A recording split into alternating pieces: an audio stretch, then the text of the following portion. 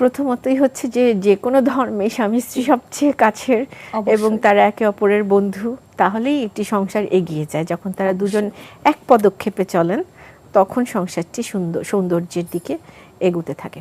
আর ইসলামী দৃষ্টিকোণ থেকে এটি তো একমাত্র সম্পর্ক যেটি হালাল সম্পর্ক এবং যেটি আল্লাহ সুবহানাহু ওয়া তাআলা খুবই চমৎকারভাবে তিনি আমাদেরকে উপহার দিয়েছেন এই জীবনটা।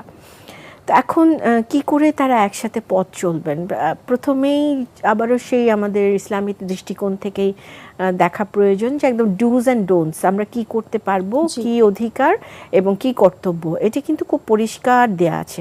তো বারবার নিজেদেরকে আসলে সেই রিমাইন্ডারগুলো দেয়া দরকার যখনই, কারণ আমরা মানুষ হিসেবে আমাদের যে কিছু কি বলবো কিছু ক্যারেক্টারিস্টিক্স রয়েছে, তো সেগুলো প্রকাশ পাবে কখনো কখনো। তখন একজন আরেকজনকে দোষারোপ না করে যদি একটু বন্ধুত্ব সুলভভাবে বুঝিয়ে দেওয়া যায় যে আসলে তুমি এরকম করছো, তো আসলে বোধহয় আমরা এইভাবে করলেও পারি। আর সবচেয়ে বড় কথা কি, যখন একটা ডিসপিউটের ঘটনা ঘটতে যাচ্ছে তখন এক পক্ষকে একটু চুপ থাকতে হয়। তো যেটা হয় প্রথমেই বোধহয় বেশি কাছে হওয়ার কারণে চুপ না থেকে একটু দুজনেই কথা বলেন, তখন একটি সমস্যা তৈরি হয়। আর আমাদেরকে পথ চলার জন্য আসলে কুরআনুল কারীমের দিকে তাকাতে হবে, খুবই ডিফাইন্ড, ইসলামে সব কিছু একদম পরিষ্কারভাবে ডিফাইন।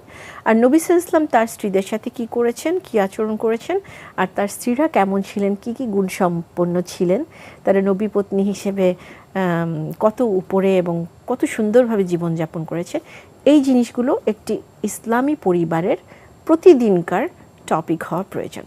এটি হলে হবে কি, তখন সম্পর্ক সুন্দর হতে বাধ্য। অটোমেটিক বিকাশ করতে সেট করুন অটোপে। বিকাশ থাকলে আর কি লাগে।